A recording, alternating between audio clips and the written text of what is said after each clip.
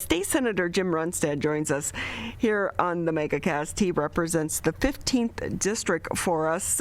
Senator, thank you for being with us. Well, thank you for having me again. I always enjoy being on. When you hear the latest numbers and the latest surge and the plea from the CDC to shut down things here in the state of Michigan, but also our hospital administrators, what are your thoughts on that? Because we do know as Republicans, one of the things that Republicans have been pushing for is for us as a state to remain open.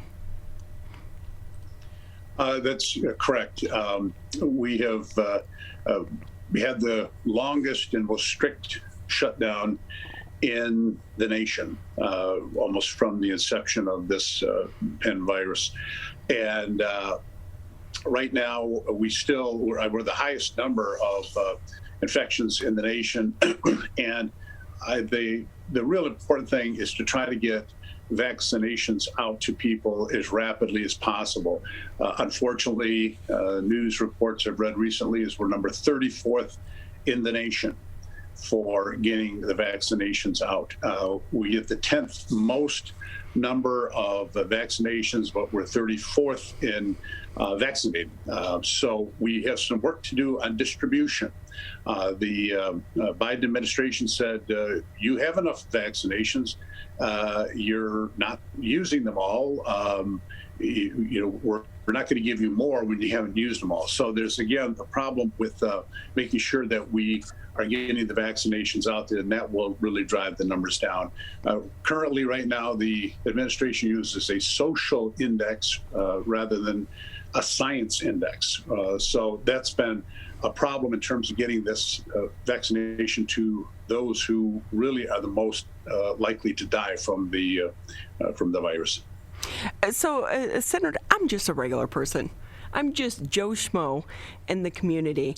And it appears to some of us, and I worry about just regular people, regular citizens here in the state of Michigan, not trusting our government, because not only do we have the news coming out about the J&J, when we have so many people pushing, get the vaccine, get the vaccine, get the vaccine, it's safe, and then you have J&J say, wait, we're going to pause. But then on top of that, you have a governor who has been pushing for restrictions throughout this pandemic, who is now saying it's your personal responsibility, which, other states have kind of been saying all along. But there's such mixed messaging in all of this. Are you concerned that it's watering down the the trust in our government and our elected leaders to be able to see us through this and so many other things as well? I would absolutely say that's the case here in Michigan. Like I said, we've had the most severe shutdown in the nation, the longest, most severe shutdown in the nation. And the governor would come out every 2 weeks and make a modification, a little bit of a change, which, the people say, well, we've had this severe shutdown. By golly, we should have the lowest numbers in the nation. No, we have by far the highest numbers in the nation. And she says, well, there's not compliance. It's an issue of compliance. I've talked to so many people that flew back from Florida, from Texas, from all these states that are completely wide open. There's no mask mandate. There's nothing. Their numbers are vastly lower than ours. And here in Oakland County, everywhere I go, in every building, people are all maxed up. They're social distancing. So where this comes from, that's the people of Michigan just don't comply when other states are wide open. She says that's the reason for this explosion in Michigan. It just doesn't add up. Anyone that walks around in Michigan, certainly where I am, all over where I'm at in Oakland County, people are masking up, their social distancing, and other states are doing whatever they want, completely wide open. So that doesn't square. I think what is part of it is that this massive lockdown tamped down the numbers over time, and now we're getting a bulge that just naturally can occur if you've been locked down as long as we have been locked down. Coupled with, like I said, we're 34th in the nation for vaccinations. We should be number one. We're 34th for getting these out. Right, and it's just so hard now with Johnson and Johnson. Everyone has their own beliefs around that. I will say a little bit of a silver lining. We are seeing the number of outbreaks within our long care facilities and our nursing homes start to decline because so many of our elderly population, they are starting to get vaccinated. So some say it is working. But I wonder what is on the backside of this. I know that you've been an advocate for our senior citizens. And also one of the big things, cameras in our nursing facilities. Where do things on that side of this topic land right now? Well, as you recall from our last conversation, I did have a bill that I got all the way through the House, the Senate, and it would require all nursing homes to permit family members to put a camera in the room. Most nursing homes, through contracts in the agreement when you sign in, prohibit cameras. Yeah. So the only way that these families can actually keep an eye on things is put a hidden camera in legal camera, which you run into all kinds of problems with eavesdropping laws. Now you've hidden a camera that could monitor a person who's incapacitated, perhaps does not have any concept of anything going on around them. So how could you say you're a party to the conversation, which is required in Michigan, if the person there is incapacitated, but you're remotely listening to people coming and going? So you run into all these kinds of problems. With a hidden camera, what my bill would have allowed you to do is legally be required that you can put a camera in the room and record, at least by video, everything that is occurring. And the governor pocket vetoed that. I mean, she just didn't write veto. It's too unpopular. She just let it expire, which is called a pocket veto. I'm working on getting that through again. We're going to try again to see if there's a way to get that through this administration. We're working, at least with her representatives, hoping to get some agreement. She didn't spell out what her problems were, but we're hoping to get something that will protect these seniors. The other thing I was working on last Saturday, we had a Save Our Seniors rally, trying to get loved ones into all senior facilities across the state of Michigan. Right now, there's a lot of nursing homes that do not let family members come in, even if they've been vaccinated. It doesn't matter.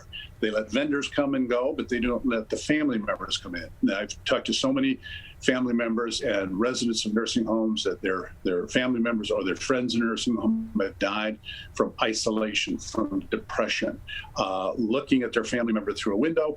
Oftentimes when they're incapacitated or they're mentally failing, they don't understand why are these people out of my window? Why can't I hug my family members?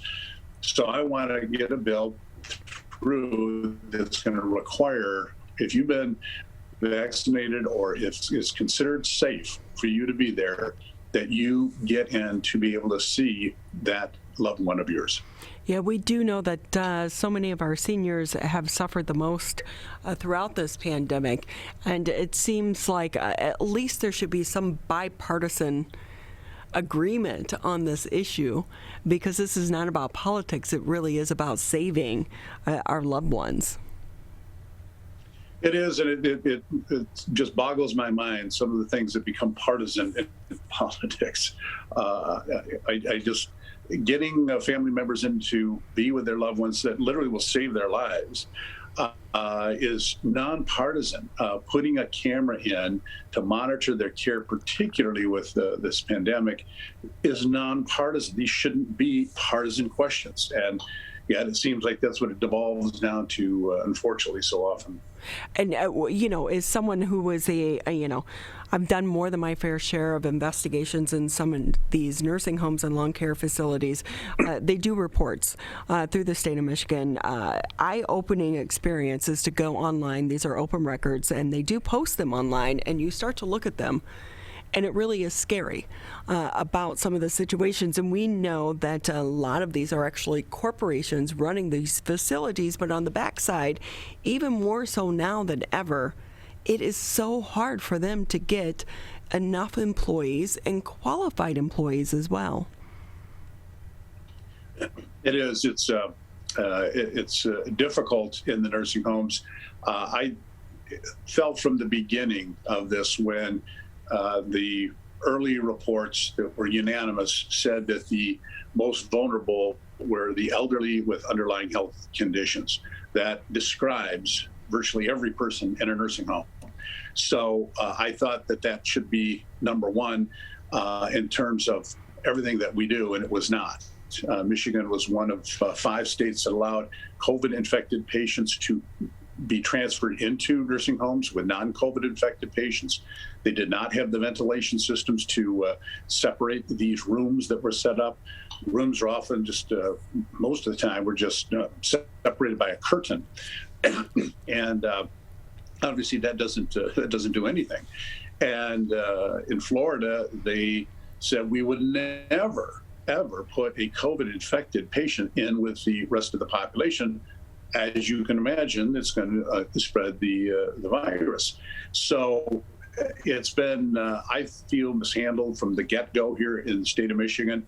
And I'm going to do everything I can do to make sure that we at least change going forward what's going on so we can protect these seniors.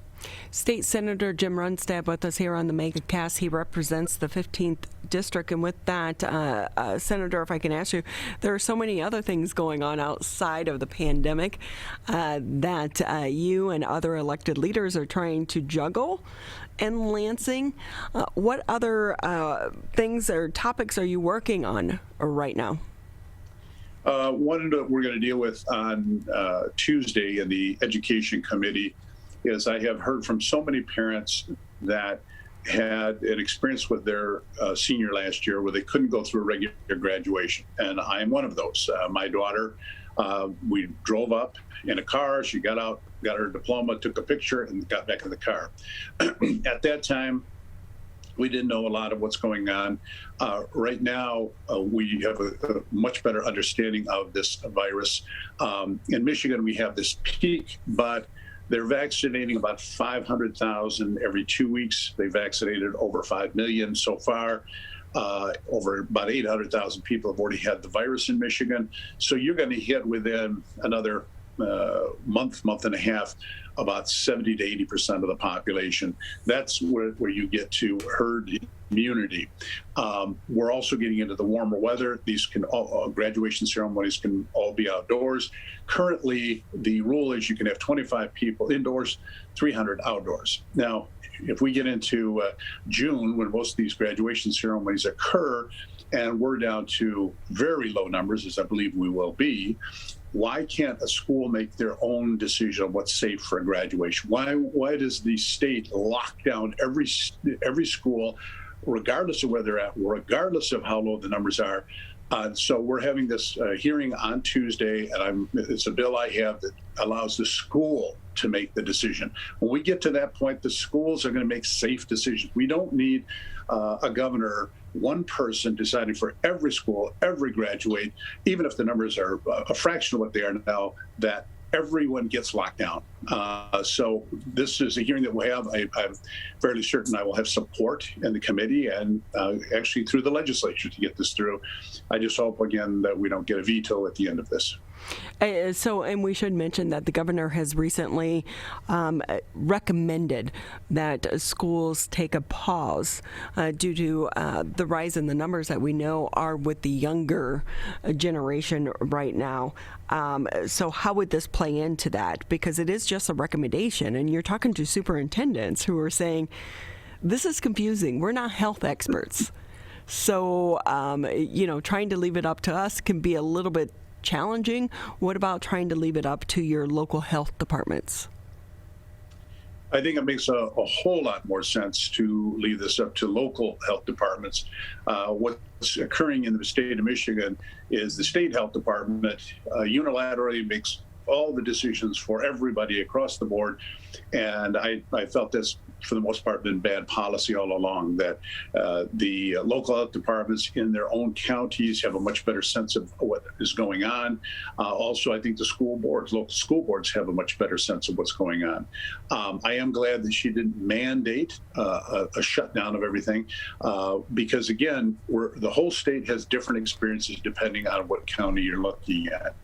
So I think right now, things are going to continue. I think that we're going to have, and everything I'm getting reported to me is that we're going to have a drop in these numbers over the next probably 2 to 3 weeks. They're going to really start coming down. So this should be a local decision, and then the graduation bill, though, has to be done now because it's going to take a lot of time to put the logistics in place to get those done. Yeah, I know my niece is going to be graduating from the University of Michigan, and they're doing virtual. And the kind of thought there is, we have the big house. You're allowing 8,000 people in at a Tigers game. Why can't you allow some people in at a virtual graduation? But so many things. But like you're saying, maybe this should be left up to some of the universities and this, that, and the other, because everyone has different things available to with them. Senator Jim Runestad with us here on the MegaCast. He represents the 15th district. We're running a little bit behind, but anything maybe we didn't touch on today that you want to add? Because I do have a long list. We just can't get to them all. So anything else that you want to say? We have the budget hearings coming up next week. I want to get some more money for law enforcement training.